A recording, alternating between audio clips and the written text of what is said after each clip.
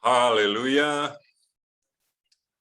Salam kasih dalam Yesus Kristus Tuhan bagi kita, dan salam kenal dari saya, Ricky Kambei, biasa dipanggil dengan Eki Kambei, bagi saudara-saudara yang mengikuti penyajian materi melalui tayangan video ini. Biodata singkat dan sederhana akan saya tampilkan di bagian akhir dari video ini. Baik, puji Tuhan. Perkenankan saya untuk pada kesempatan ini memberikan sedikit kontribusi dari pemahaman dan pandangan saya untuk memberikan penjelasan dalam kaitan isu kekinian yang sementara sampai saat ini juga masih viral, bahkan dalam konteks pemahaman di akhir zaman. Baik, saudara, saya akan menampilkan presentasi supaya kita mudah mengikutinya, atau dengan presentasi ini mudah-mudahan kita bisa lebih cepat, bahkan lebih mudah untuk bisa memahaminya. Baik, ini adalah program Pelangi Teknologi dalam Teologi. Teknologi memberikan warna dalam teologi. Temanya adalah teknologi itu panas. Panas itu kepanjangannya adalah penggenap nubuatan di akhir zaman. Dalam referensi ayatnya Daniel pasal 12 ayat yang keempat. Baik, maksud dan tujuan ya, ini merupakan kontribusi sharing pemahaman dan pandangan saya sebenarnya dalam materi ini ya. Dengan latar belakang kompetensi dan kapasitas saya sebagai praktisi dan pemerhati IT atau komputer. Ini adalah atau merupakan bentuk tanggung jawab saya sebagai hamba Tuhan untuk bisa memberikan pencerahan, memberikan penyegaran wawasan, memberikan inputan, dan juga memberikan suplai informasi yang menurut saya cukup faktual, yang realistis, dan yang relevan, serta bukan dalam motivasi untuk menggurui ya, atau mengoreksi, apalagi untuk menyalahkan.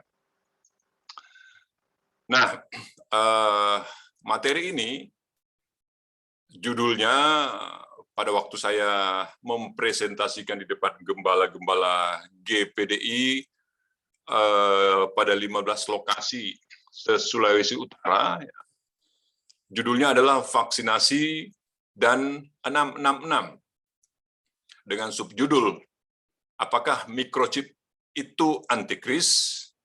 Dan kajiannya dari perspektif teknologi. Nah, ini adalah satu dari beberapa judul untuk seri materi yang bertema tadi, teknologi itu panas.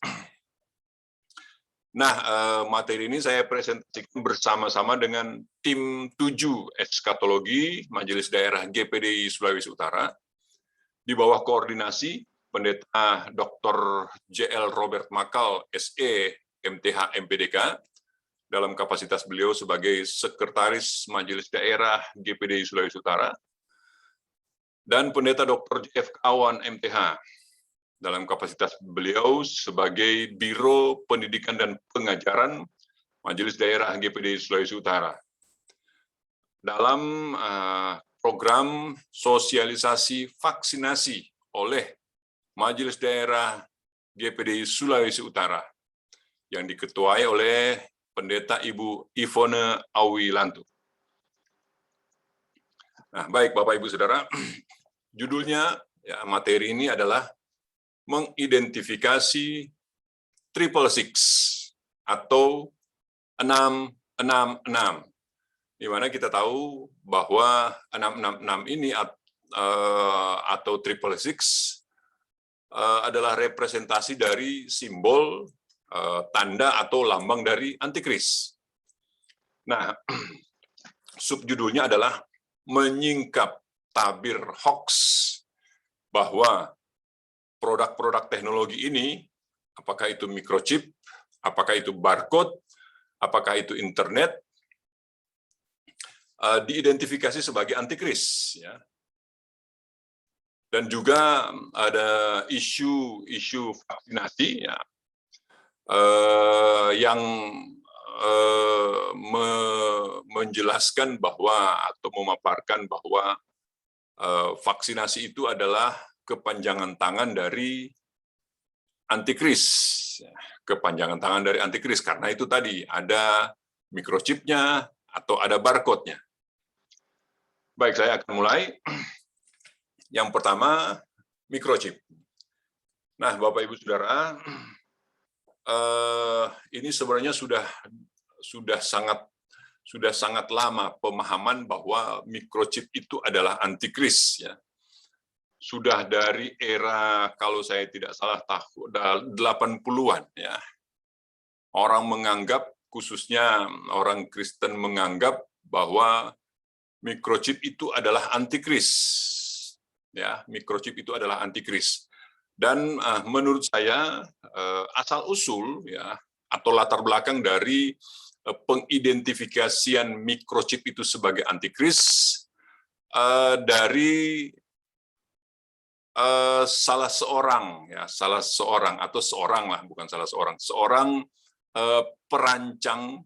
perancang microchip dan penginjil yang aktif dari tahun 70-an, 1970-an sampai 1990-an, ya. Dan itu ada video yang dipakai sebagai referensi. Nah, video yang saya juga sudah lihat video tersebut, baik dari terjemahan dari video bahasa Inggrisnya yang diterjemahkan, kemudian ada juga diterjemahkan ke bahasa Indonesia. Ya. Nah, perancang microchip ini sekaligus juga seorang penginjil, namanya Carl W. Sanders, ya. Carl W. Sanders. Seperti saya informasikan tadi, ini aktif sebagai penginjil, ya, dari tahun 70-an sampai 90-an. Dan saya mendapatkan video dari, saya mengamati video ini adalah video dari hasil rekaman saja, ya. Video hasil rekaman dengan kualitas audio dan visualnya yang kurang bagus. Kemudian kalau saya nggak salah, format dari video ini adalah format VHS. Format VHS itu masih dalam bentuk tape atau kaset, ya. Kemudian dibuat pada tahun 1980-an, ya. Video ini, ya. Nah, video ini mungkin menurut saya menjadi referensi atau sumber utama dari pandangan, ya, atau paham ataupun teori yang mengatakan bahwa dalam microchip itu ada 666, ya. Representasi dari antikris, ya, 666. Nah, di video yang saya ikuti tersebut, ya, ada pertanyaan yang ditujukan kepada yang bersangkutan atau Carl Sanders ini, ya. Pertanyaannya begini, apakah bilangan 666 ada dalam microchip, ya? Ini pertanyaan yang sering diajukan, ya, baik oleh teman-teman sesama jemaat atau teman-teman sesama pelayan atau orang-orang lain atau orang-orang Kristen lain yang bertanya kepada yang bersangkutan, ya, Carl Sanders. Kemudian dia menjelaskan sebagai berikut, ya. Dalam penjelasannya saya mengikuti dari video. Dia berkata begini, ya, tugasnya atau tanggung jawabnya dalam pekerjaannya, beliau itu adalah seorang teknisi, ya. Karena seorang teknisi, maka penuturan beliau, tugas dan tanggung jawabnya atau pekerjaannya adalah merancang microchip pada komputer, ya. Merancang microchip pada komputer yang kata-katanya 18 bit. Tolong digarisbawahi. Merancang microchip pada komputer yang kata-katanya adalah 18 bit. Kemudian dia menjelaskan juga bahwa microchip yang dia desain, microchip yang dia rancang tersebut terbagi atas 3 bagian, ya. Terbagi atas 3 bagian, dan masing-masing bagian itu kapasitasnya atau ukurannya atau besarnya adalah 6 bit. Nah, karena 18 dibagi 3 ya dapat 6 bit, ya. Jadi ukuran dari masing-masing bagian pada microchip yang kapasitas atau ukurannya 18 bit tersebut adalah 6 bit, ya. 6 bit. Sehingga dia menyimpulkan bahwa di microchip yang dia desain tersebut keseluruhannya didapati ada 3 angka 6. Dari mana ke 3 angka 6 tersebut? Ya itu tadi, 18 bit, kemudian dibagi 3. 18 bit ukuran besarnya, kemudian dibagi dalam 3 ruangan yang masing-masing adalah 6 bit, 6 bit, dan 6 bit. Karena ada 3 ruangan dengan masing-masing ukuran atau masing-masing besarnya atau masing-masing kapasitasnya 6 bit, sehingga ini penjelasannya, keseluruhannya didapati ada 3 angka 6. 666. Saya lanjut. Sehingga dari hasil tersebut, ya, hasil tersebut disimpulkanlah atau diidentifikasilah bahwa microchip itu antikris. Karena apa? Ya, hanya dengan dasar atau alasan, ya, eksistensi atau kandungan angka 666, 666. Sekali lagi, microchip itu diidentifikasi sebagai antikris hanya dengan dasar atau alasan eksistensi atau kandungan dari 3 angka 6 atau 666. 666. Nah, saya akan sharing kepada kita semuanya, ya, pengujian apakah microchip itu antikris, ya, dengan asumsi bahwa ada 3 angka 6 di microchip tersebut, representasi dari tanda atau simbol atau lambang dari antikris.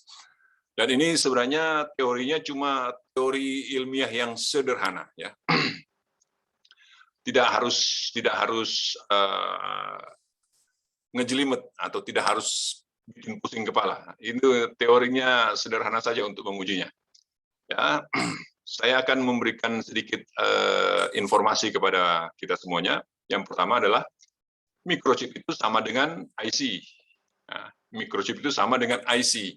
IC itu adalah integrated circuit. Integrated circuit atau rangkaian digital dan analog. Kalau orang elektro itu tahu IC seperti apa. Kalau bicara soal IC, orang elektro tahu. Nah, bagi kita yang kalangan awam, sekali lagi saya berikan penjelasan sederhana, microchip itu sama dengan IC. Ya, IC itu kepanjangannya adalah integrated circuit. Orang cuman menyederhanakan dengan mengatakan chip, ya, atau microchip, rangkaian digital dan analog. Dan IC ini atau microchip ini cikal bakal dari mikroprosesor, ya, cikal bakal dari yang kita kenal sebagai prosesor atau mikroprosesor. Saya lanjut, ya, Bapak Ibu, Saudara. Nah, microchip ini, ya, microchip ini adalah produk teknologi komputer pada generasi ketiga, ya.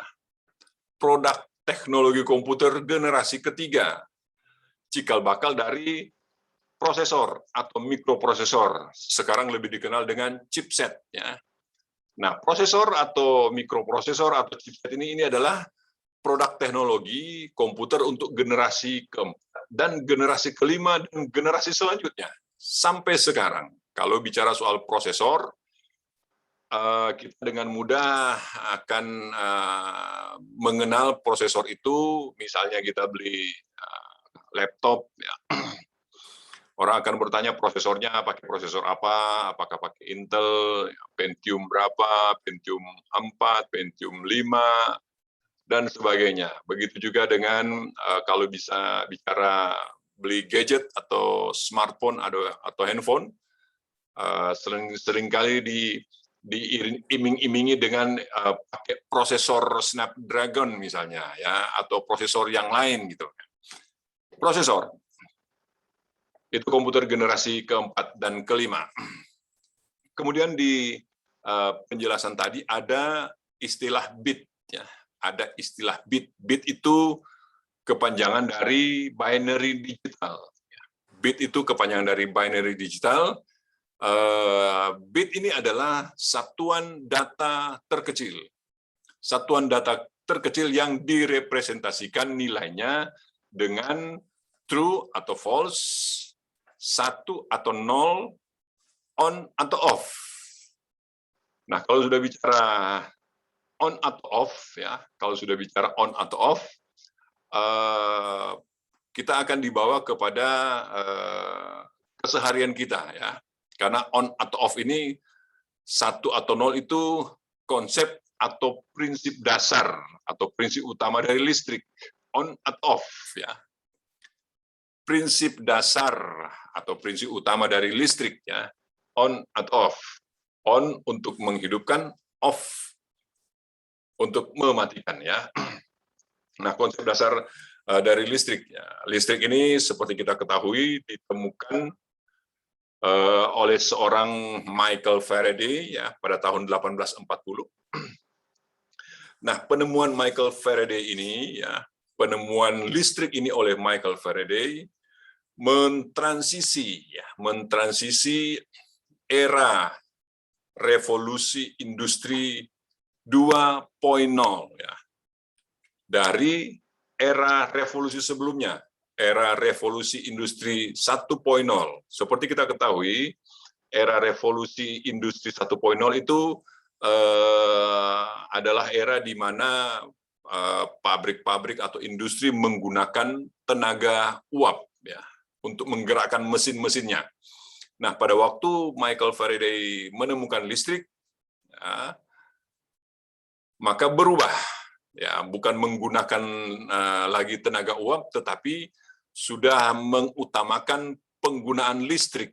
Nah, sehingga era revolusi industri 2.0 ini menjadi cikal bakal teknologi modern. Cikal bakal sampai sekarang digitalisasi namanya. Transformasi teknologi yang sudah sedemikian luar biasa, ya. Cikal bakalnya adalah listrik.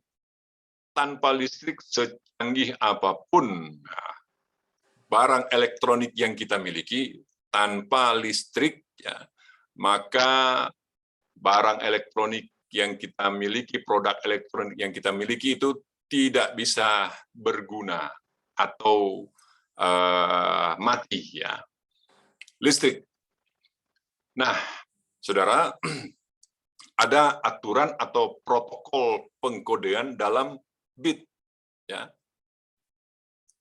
Protokol atau pengkodean dalam bit, ya, ini dinamakan perhitungan biner, ya.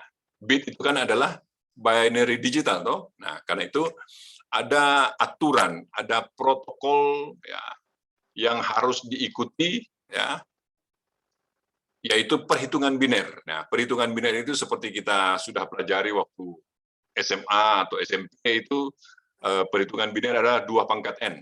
2 pangkat N itu adalah 2 pangkat 0, 2 pangkat 1, 2 pangkat 2, 2 pangkat 3, dan seterusnya. 2 pangkat 1 itu sama dengan 2, 2 pangkat 2 itu adalah 4, 2 pangkat 3 itu adalah 8, 2 pangkat 4, 16, dan seterusnya, 32, 64, 128, 254, 512, 1024, dan seterusnya. Ya, perhitungan biner. Nah, mari kita uji, ya. Mari kita uji microchip dengan ukuran atau besarnya atau kapasitasnya 18 bit. 18 bit. Ya. Tolong diperhatikan. Bit di sini adalah binary digital, ya. Binary digital ini ada protokol pengkodean namanya perhitungan biner ini, ya. 18 bit. Kalau kita melihat 18 bit ini, Saudara, dari perhitungan biner yang ada 18 bit. Coba saya lihat. 2, 4, 8, 16, 32. Dari 16 dia lanjut atau langsung ke 32. 16 ini adalah 2 pangkat 4. 32 ini adalah 2 pangkat 5. 18 bit ini 2 pangkat berapa? Ya. Jadi dari 18 nilai 18 ini atau ukuran besar 18 ini dalam protokol pengkodean bit ini tidak ada 18. Oke. Baik, saya lanjut. Kemudian perancang microchip tersebut berkata bahwa microchip yang dia desain sebesar 18 bit itu ukurannya atau kapasitasnya atau besarnya dibagi 3 bagian. Masing-masing bagian itu adalah 6 bit. 6 bit. Kita uji lagi. 6 bit. Karena bit itu adalah perhitungan biner, maka kita uji 6. Dilihat di perhitungan biner 2, 4, 8. 2, 4, 8. 6-nya kemana? Coba saya lihat. 2 pangkat 1 adalah 2. 2 pangkat 2 adalah 4. 2 pangkat 3 adalah 8. Sekarang 6 itu 2 pangkat berapa? Nah, jadi dari pengujian secara sederhana ini, Saudara, sudah didapati, ya, sudah didapati ternyata 8 ukuran microchip kapasitas 18 bit itu tidak ada dalam hitungan biner. Begitu juga bagian dari bit tersebut, bagian dari microchip tersebut, ya, 3 bagian yang masing-masing 6 bit, ternyata 6 bit tersebut itu tidak ada dalam perhitungan biner. Maka pertama, tidak terbukti bahwa ada kapasitas 18 bit. Tidak terbukti bahwa ada kapasitas 6 bit. Jadi menurut saya 18 bit besarnya atau ukurannya atau kapasitas dari microchip tersebut itu tidak ada. Hanya pemaksaan ide saja, ya. Begitu juga dengan bagiannya, ya. 6 bit itu tidak ada, hanya pemaksaan ide. Sehingga kalau saya plesetkan mengambil istilah kekinian yang ada sekarang, ini sepertinya seolah-olah pakai ilmu cocokologi, ya, ilmu cocokologi, ya. Mohon maaf, saya ambil, saya adopsi istilah tersebut, cocokologi, ya, mencocok-cocokkan supaya cocok, ya, mencocok-cocokkan supaya cocok, cocokologi. Baik, kemudian saya akan menguji atau kita akan menguji, ya, lewat penjelasan ini, pengujian microchip itu adalah antikris dengan asumsi ada 666 representasi dari tanda atau simbol lambang antikris. Nah, sekarang saya akan coba uji secara biblikal atau dalam perspektif biblikal, ya.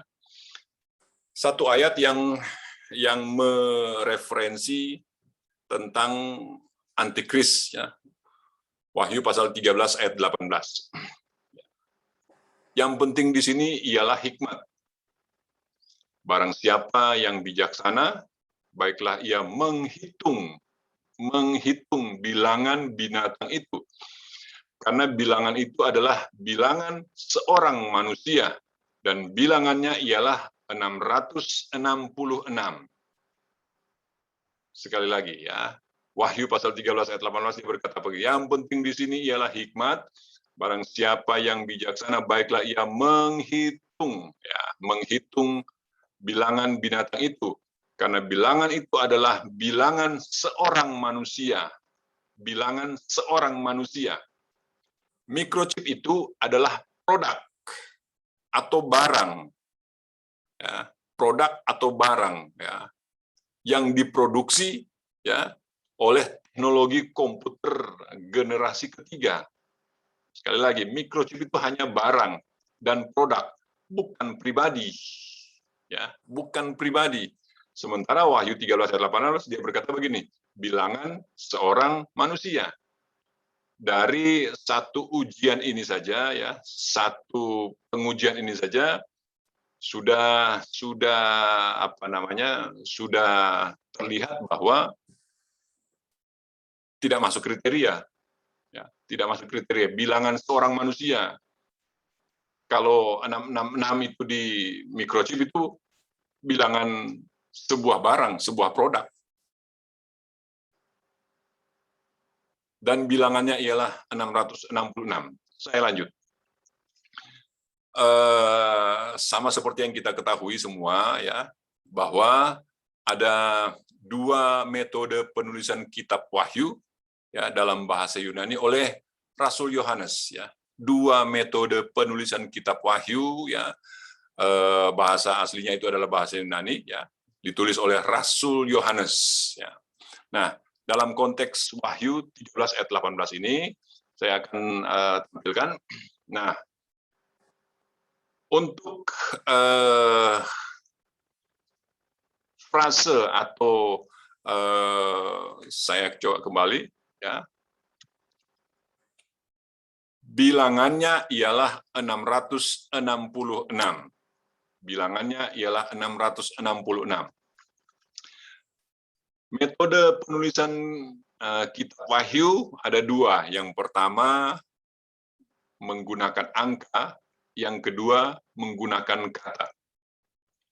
Ya, menggunakan angka dan menggunakan kata. Nah, untuk 666 ya, Rasul Yohanes ya dengan metode angka yang beliau atau yang Rasul Yohanes tulis ya, angka Latinnya itu adalah memang 666, tetapi yang dia tulis adalah Chi Si Stigma.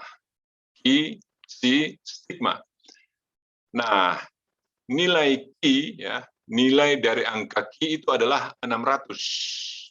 Nilai dari angka Si adalah 60. Nilai dari angka stigma adalah 6. Berarti total jumlahnya adalah 666. 666. Jadi dia tulis Ki Si Stigma ya. Ki Si Stigma. Nah, kalau mungkin Rasul Yohanes maksudkan hanya 3 angka 6, maka yang dia tulis adalah stigma, stigma, stigma. Kalau itu maksudnya cuma 3 angka 6, tetapi yang dituliskan oleh Rasul Yohanes adalah Ki Si Stigma 666. Begitu juga dengan metode penulisan kata. Metode penulisan kata.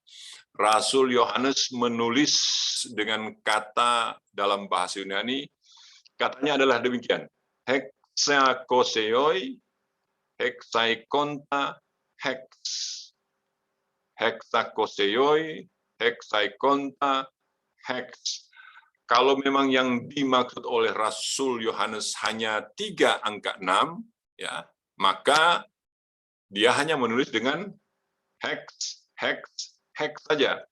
Tetapi yang ditulis oleh Rasul Yohanes adalah hexakoseioi, nilainya adalah 600, hexaikonta, nilainya adalah 60, hex, nilainya Totalnya adalah 666. Jadi menurut saya maksud penulisan oleh Rasul Yohanes untuk konteks Wahyu 13 ayat 18 ini baik secara angka maupun secara kata bukan triple six atau 3 angka 6, melainkan jumlah bilangan 666. 666. Puji Tuhan. Saya lanjut. Ya, saya lanjut. Waktunya supaya bisa dipercepat.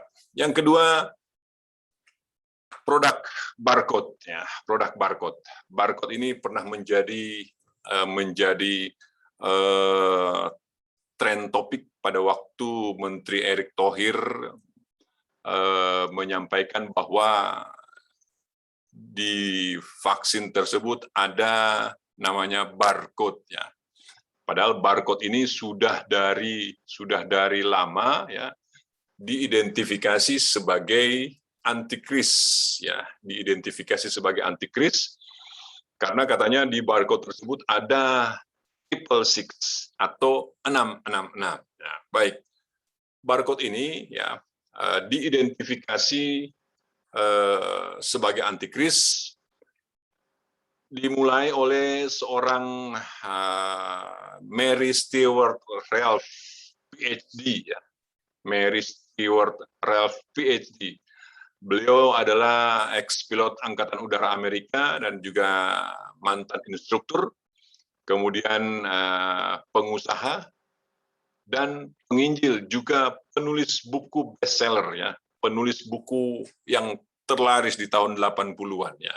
Salah satu buku yang terlaris dan yang menjadi cikal bakal atau asal mula kenapa sampai barcode itu diidentifikasi sebagai antikris, ya. Bukunya berjudul 666, ya, New Money System atau sistem keuangan baru, ya. New Money System atau sistem keuangan baru 666. Nah, dalam buku ini Mary mengidentifikasi bahwa barcode itu adalah antikris, ya. Barcode itu adalah antikris. Mengapa diidentifikasi sebagai antikris? Karena pada barcode, ya, ternyata ada 3 angka 666, ya. Ada 3 angka 6, ya. 3 angka 6. Nah, representasi angka 6 itu pada barcode, ya, dalam bentuk 2 garis tipis berhadapan dan lebih panjang dari yang lain. Kalau saudara lihat di gambar ini, ya, representasi angka 6 pada barcode dalam bentuk 2 garis tipis berhadapan dan lebih panjang itu ada di paling kiri, ada di tengah, dan ada di paling kanan.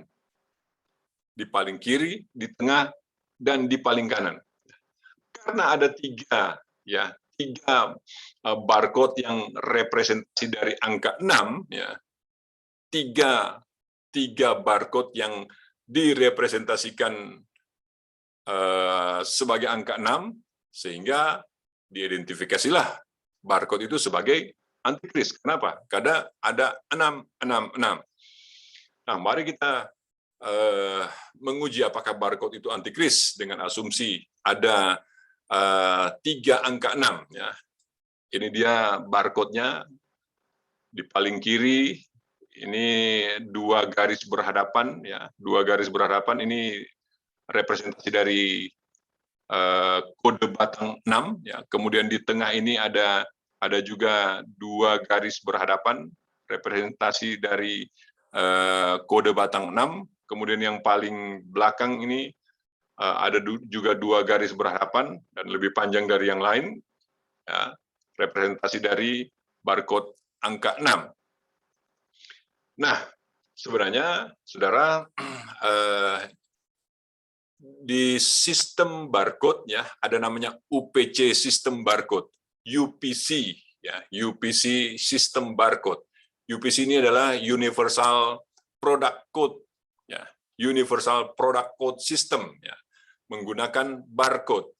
Sebenarnya dari sistem pengkodean produk secara universal, ya, itu ada kode-kode tersendiri, ya, ada kode-kode tersendiri. Ini ada namanya digit untuk sistem angka, ya, kemudian ada kode produsennya, ya, kemudian ada kode produknya, dan digit pemeriksa. Ini bagian belakang, ya. Digit sistem angka, kode produsen, kode produk, dan digit pemeriksa. Nah, dari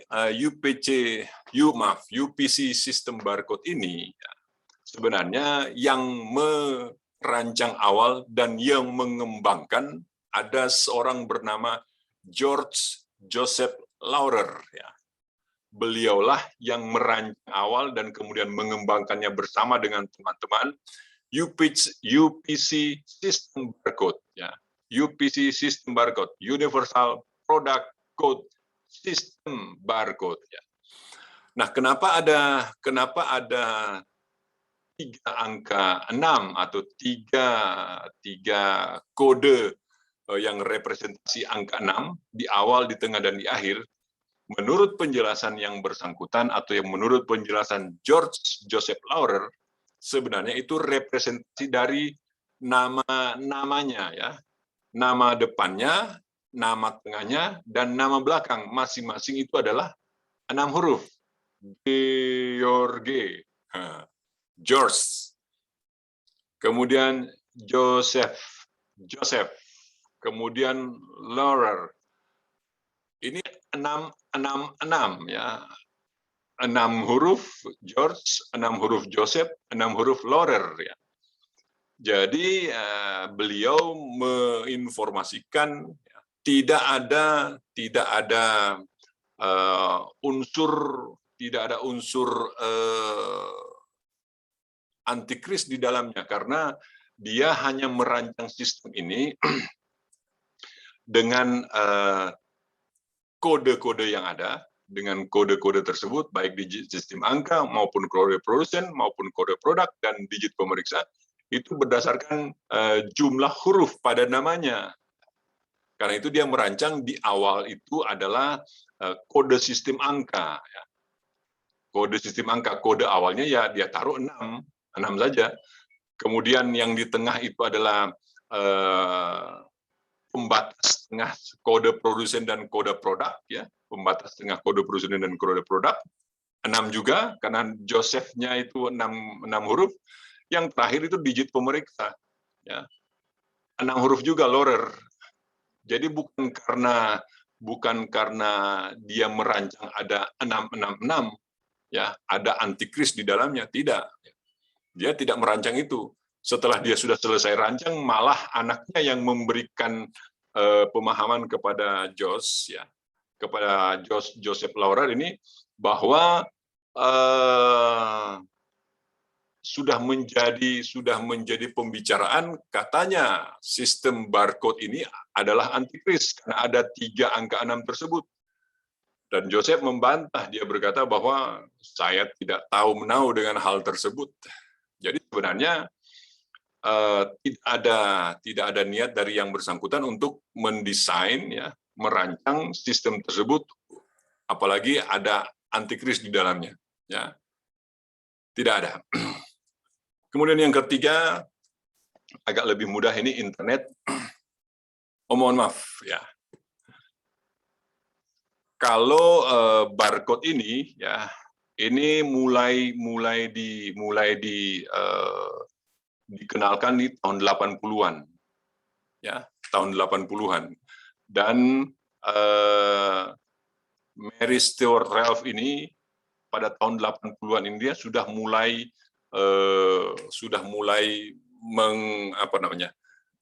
mengidentifikasi bahwa barcode itu adalah antikris. Kemudian pada tahun 90-an, ya, pada tahun 90-an Tim Berners-Lee, ya, Tim Berners-Lee dan teman-temannya mengembangkan, ya, kemudian mempopulerkan internet, mengembangkan dan mempopulerkan internet. Nah, internet ini ya memang sampai sekarang pun sudah sedemikian populer juga ya. Tim Berners-Lee mendesain, kemudian mengembangkan dan mempopulerkan internet ini ya. Dan internet ini selalu apabila ingin masuk kepada salah satu website itu harus diawali dengan 3 huruf www ya. www. www ini adalah kepanjangannya World Wide Web. World Wide Web. www ini adalah awalan atau node pertama dari sebuah domain internet. Contohnya kalau kita mau masuk ke Facebook, maka sesudah www titik kemudian facebook.com atau facebook.com atau google.co.id dan sebagainya ya. Internet dengan diawali 3 huruf www atau World Wide Web. Nah, dalam gematria atau dalam gematria aksara Ibrani ya, huruf W ya, huruf W atau huruf V nilainya sama, 6 ya. W atau waw, V atau faf itu nilainya sama 6 ya. www ya, www kalau ditransliterasikan ya, www atau faf menjadi 666. Ini yang oleh para penganut paham atau teori bahwa internet itu adalah antikris ya. Istilah saya memaksakan ilmu cocokologi tadi ya.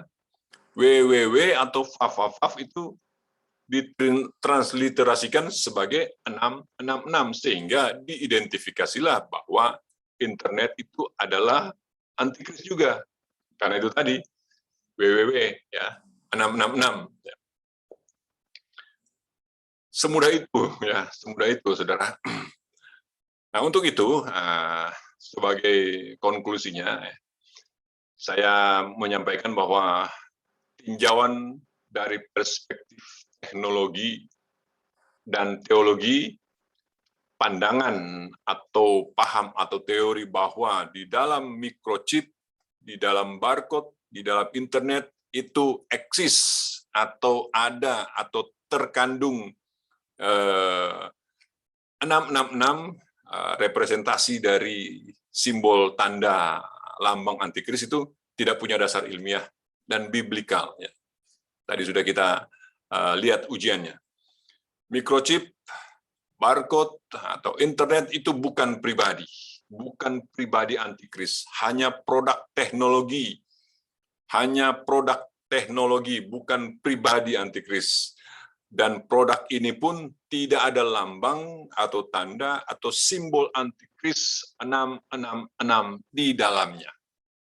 Tidak ada. Nah, ini konklusi terakhir. Diidentifikasinya antikris, ya, identifikasi itu pemberian identitas pada sesuatu, baik produk maupun pribadi. Ya. Diidentifikasikan antikris ya, pada produk ataupun pribadi hanya karena ya atau dengan dasar asumsi eksistensi dari 3 angka 6 ya atau 666 ya. Hanya berdasarkan asumsi ya, dasarnya bahwa adanya 3 angka 6 atau 666 itu terkandung di dalamnya. Bukan pada jumlah bilangannya, yaitu 666. Cuman 666 saja. Ya. Kalau microchip itu kapasitasnya 666 bit, mungkin masih bisa diterima, bisa diterima kalau dia punya kapasitas 666 bit, tetapi dia cuma kapasitasnya cuma 18 bit dibagi 3 jadi 6. Ya, karena ada 3 maka 666. Berikut juga sama dengan barcode. Kalau mungkin jumlah barcode itu adalah 666 barcode, ya, adalah 666 barcode, mungkin bisa saja kita asumsikan barcode itu adalah antikris. Sama dengan internet.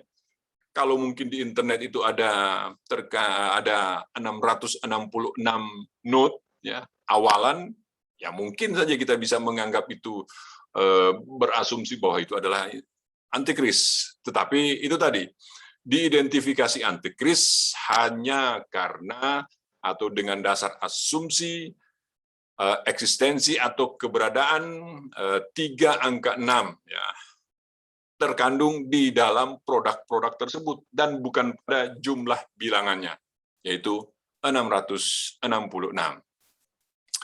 Puji Tuhan. Nah, ini saya coba tampilkan juga ada isu vaksinasi, ya, ya, isu vaksinasi. Salah satu isu vaksinasi itu adalah bahwa di dalam vaksin, ya, di dalam vaksin yang akan disuntikan ke penerima, ya, kepada resipien, ya, ada mikrochip, sehingga banyak yang takut, ya, karena menganggap bahwa mikrochip itu adalah antikris. Mikrochip. Kalau bicara mikrochip,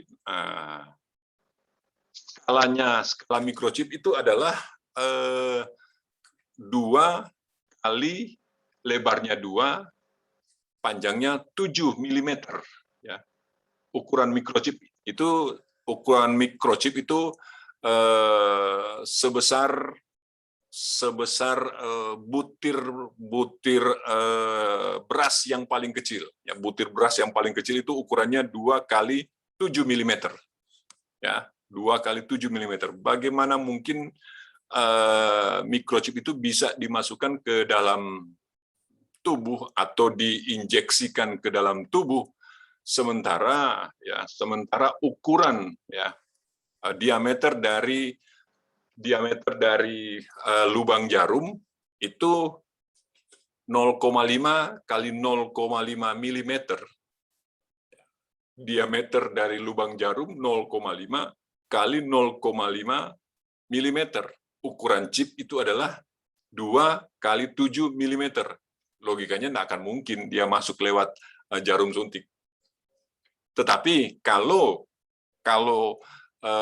nanochip, ya memang dia ukurannya, ya, ukuran dari nanochip itu yang dibuat oleh perusahaan Hitachi, ya. Perusahaan Hitachi itu tahun 2006, ya. Ukuran mikrochip yang dibuat itu 0,15 kali 0,15 mm. Jadi dia lebih kecil dari diameter lubang jarum. Kalau nanochip mungkin, ya, masih bisa masuk lewat lubang jarum atau masih bisa ditaruh di vaksin, ya, disisipkan di vaksin, kemudian disuntikan, karena dia skalanya nano, ya, skalanya sangat kecil, 0,15 kali 0,15 mm. Sekali lagi, lubang jarum cuma 0,5 kali 0,5 mm, dan itu pun produk tahun 2006 lalu. Sudah berapa lama, ya, sudah cukup lama. Mungkin sekarang nanochip tersebut bahkan sudah lebih kecil lagi mungkin, ya, karena disebut dengan smart dust, ya. Abu itu berarti kecil, abu yang pintar, ya, smart dust, karena di nanochip tersebut itu bisa saja disisipkan fungsi-fungsi RFID atau fungsi GPS, bisa saja disisipkan fungsi big memory, ya, big memory, kemudian juga ada fungsi mungkin programmable, ya, bisa memprogram sendiri, kemudian adaptable itu bisa beradaptasi sendiri. Bisa saja di nanochip tersebut disisipkan fungsi energi biokinetik, ya. Energi biokinetik itu adalah energi yang dihasilkan dari gerak, ya, dari gerak makhluk hidup, ya. Teringat saya dengan jam tangan saya yang lalu, pernah saya memiliki jam tangan tanpa baterai, ya. Dengan hanya mengkonversi gerak tangan saya, dia bisa membuat jam tersebut bisa bergerak, ya. Bisa tidak mati, tapi bisa berfungsi. Energi biokinetik. Kalau teknologi nanochip ini mungkin masih bisa, ya, mungkin masih bisa. Tetapi kan kita sudah dijelaskan tadi bahwa namanya microchip, namanya biochip, namanya nanochip itu kan tidak ada antikris di dalamnya. Jadi no problem sebenarnya, ya, tidak jadi masalah. Ini salah satu isu, ya. Isu yang kedua juga ada namanya enzim luciferase, ya, enzim luciferase. Mendengar enzim luciferase ini banyak kita dari kalangan Kristiani yang beranggapan bahwa enzim ini adalah enzim Lucifer atau enzim setan, ya, atau enzim iblis, ya. Ada yang bilang itu gen setan, ya, ya, gen setan. Padahal enzim luciferase ini adalah enzim dengan fenomena bioluminescence, ya. Fenomena bioluminescence ini fenomena di mana dia bisa dari dirinya, dari tubuhnya itu bisa menghasilkan cahaya. Contohnya adalah kunang-kunang, ya. Contoh yang sering kita lihat itu adalah kunang-kunang. Kunang-kunang itu bisa menghasilkan cahaya dari dalam tubuhnya, ya.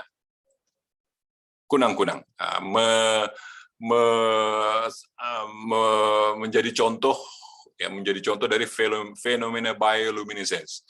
Nah, enzim luciferase ini mungkin, ya, karena ada kata Lucifer di situ sampai orang pikir itu adalah enzim setan, ya, enzim setan. Padahal luciferase ini adalah Lucy itu setahu saya itu adalah pembawa, kemudian veras itu vero atau vera itu cahaya. Jadi lucifero atau lucifer atau luciferase itu pembawa cahaya, pembawa terang, ya. Pembawa cahaya atau pembawa terang, enzim luciferase. Dua hal ini yang sangat kuat, ya, sebagai isu bahwa vaksinasi itu adalah kepanjangan tangan dari antikris, ya. Ya, karena ada 666 katanya, dan ada enzim atau gen setan. Nah, yang saya ketahui dan yang saya dapatkan ternyata kedua isu ini, baik nanochip, baik enzim luciferase, itu sebenarnya adalah metode distribusi pengobatan, ya. Dua metode distribusi pengobatan, ya, dalam dunia medis, ya. Dalam dunia medis itu sudah terbiasa orang menggunakan nanochip dalam obat, ya. Dalam obat, baik itu obat berbentuk kapsul mungkin atau tablet, ya, disisipkan atau ditaruh nanochip di dalamnya dengan tujuan apa? Supaya bisa dipantau, ya, bisa dipantau keberadaan obat tersebut. Apakah obat tersebut atau vaksin tersebut atau serum tersebut, ya, bisa sampai ke target pengobatan, bisa sampai di tujuannya, ya. Nah, kalau sudah sampai di tujuan, habis dengan sendirinya nanochip tersebut. Sama dengan enzim luciferase yang disisipkan atau ditaruh di vaksin atau di serum, ya. Dia akan terlihat oleh scannernya atau pemindainya, serum itu sudah beredar di pembuluh darah. Apakah dia sampai di tujuan pengobatan, di target pengobatan atau tidak? Mereka menggunakan enzim luciferase yang bisa mengeluarkan cahaya, Jadi bukan karena ada setannya, bukan ya. Bukan karena ada gen setan. Sampai ada yang berkata nanti kalau gen setan itu masuk di dalam tubuh, maka akan merubah gen yang ada di dalam tubuh sehingga yang sebelumnya rajin beribadah, rajin berdoa, atau rajin untuk hal-hal yang spiritual, hal-hal yang rohani, apabila gen setan tersebut masuk, dia akan merubah gen manusia sehingga jadi malas berdoa, malas ibadah, atau malas melakukan kegiatan-kegiatan spiritual. Ya, itu kan tergantung dari masing-masing. Memang kalau karakternya memang malas mau beribadah, malas berdoa, kenapa harus disalahkan si enzim luciferase ini? Jadi itu, saudara, nanochip dan enzim luciferase itu dua metode distribusi pengobatan ya, sebagai surveillance recipient. Jadi dipantau keberadaannya, dipantau keberadaan dari nanochip atau serum tersebut atau obat tersebut sampai di tempat atau di target pengobatan atau tidak. Dua metode distribusi pengobatan.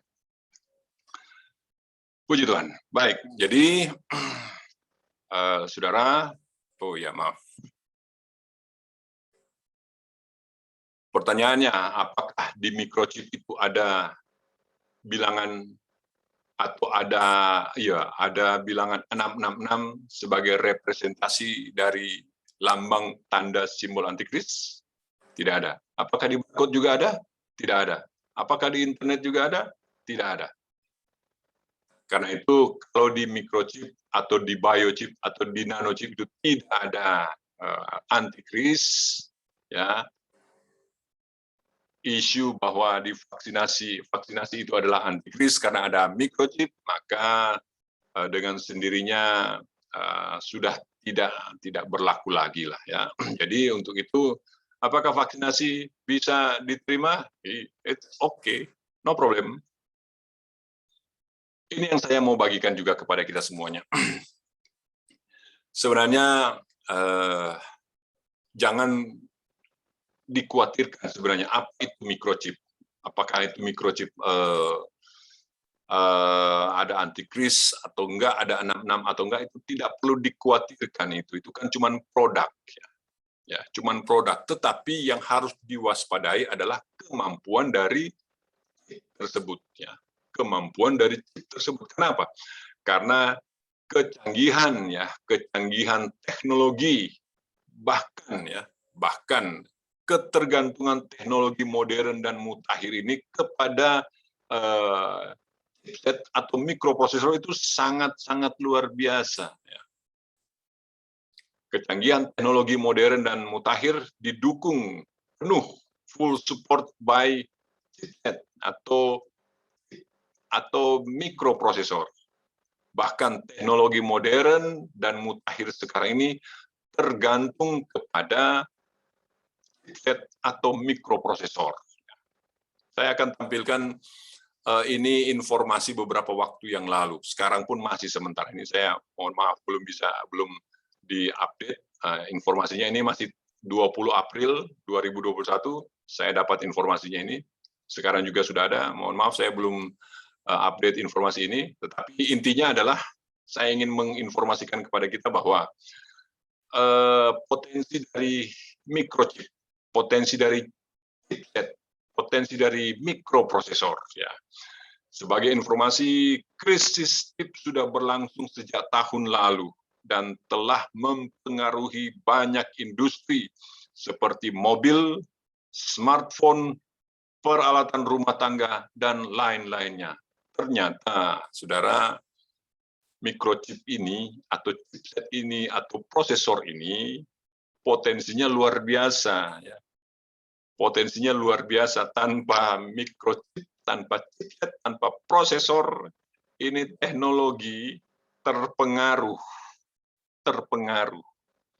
Berarti kecanggihan teknologi, ya, kemutakhiran teknologi yang ada sekarang ini bergantung sepenuhnya kepada microchip atau kepada chipset atau kepada mikroprosesor. Itu yang harusnya kita sadari, tidak perlu difokuskan kepada mikrochip itu antikris dan sebagainya. Tidak perlu. Yang perlu kita waspadai malah kemampuan dari chip tersebut. Karena teknologi yang ada sekarang ini supported by, didukung sepenuhnya oleh teknologi mikrochip. Teknologi sekarang ini, Bapak Ibu Saudara, ini yang saya sedikit bagikan buat kita semuanya ya. Teknologi itu mendikte dan menggiring kerohanian orang percaya. Teknologi ya. Mungkin di lain waktu saya atau di lain video saya akan memberikan sedikit penjelasan mengenai hal ini. Teknologi itu mengarahkan menyimpang dan bahkan mengalihkan iman Kristiani. Kemudian teknologi itu juga mencengkeram dan menaklukkan serta akan menguasai kekristenan. Teknologi ya. Lain waktu mungkin lain video saya akan menjelaskan juga mengenai 4 era perkembangan berkomunikasi di zaman teknologi media morfosis ya. Sekarang kita ada di zaman media morfosis ya. Nah, sepintas saja. 3 produk revolusioner teknologi ya.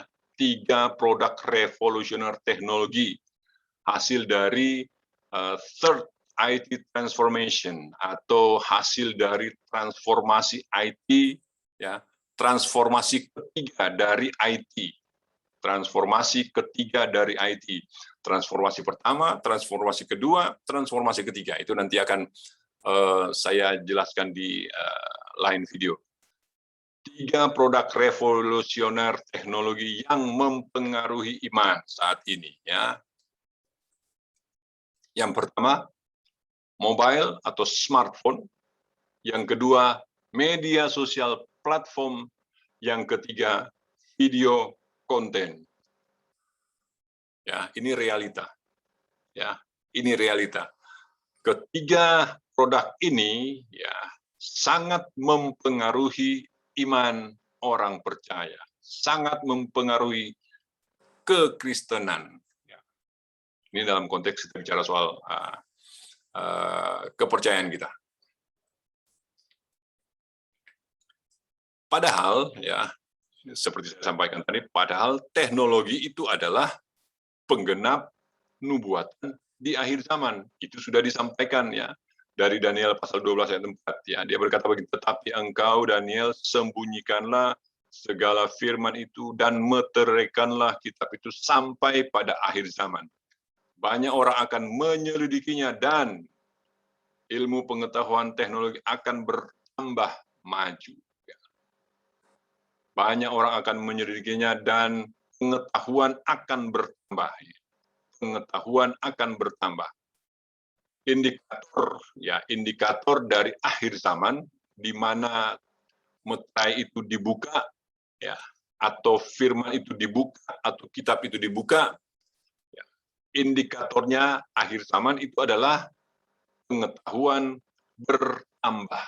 Pengetahuan bertambah. Dalam terjemahan lain dia berkata pengetahuan akan semakin bertambah maju. Semakin bertambah maju.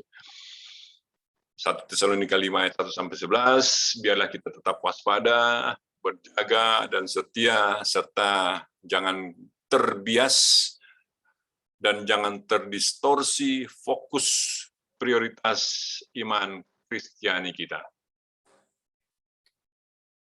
Puji Tuhan. Ini adalah latar belakang pengalaman saya ya, secara sekuler. Ini latar belakang sebagai staf teknis head office, kemudian sebagai head area teknis, kemudian juga di Manado sebagai pemimpin dan pengajar di salah satu perguruan tinggi. ini adalah pengalaman pelayanan saya di beberapa daerah, ya. Dan sekarang saya masih sebagai Komisi Pusat Pelayanan Remaja Gereja Pantekosta di Indonesia, bidang hospitality dan bidang IT. Kemudian saya juga anggota Komisi Daerah Pelayanan Remaja Majelis Daerah GPDI Sulawesi Utara. Dan ini pengalaman saya menjadi narasumber, ya, baik webinar-webinar, seminar-seminar, dan pembekalan-pembekalan. Demikian yang bisa saya bagikan kepada kita semua. Semoga dengan apa yang saya bagikan pada kesempatan ini lewat video ini, materi yang saya tampilkan boleh memberkati kita semuanya, dan harapan saya supaya materi ini bisa dikonsumsi pribadi, kalau bisa di komunitas-komunitas di-share, supaya semakin banyak orang-orang percaya, semakin banyak anak-anak Tuhan, hamba-hamba Tuhan yang mengetahui dan memahami, sehingga lebih kuat lagi, lebih teguh lagi, dan lebih sadar lagi bahwa kita sudah ada di era atau masa di mana kita tidak boleh santai-santai, kita harus waspada, harus berjaga, harus kuat, harus teguh, harus setia. Tuhan memberkati kita semuanya. Haleluya. Segala kemuliaan hanya bagi Tuhan Yesus. Demikian yang bisa saya sampaikan, penyajian materi lewat video ini. Tuhan kehendaki untuk penyajian materi yang lain akan saya susul juga. Tuhan memberkati kita semuanya. Haleluya.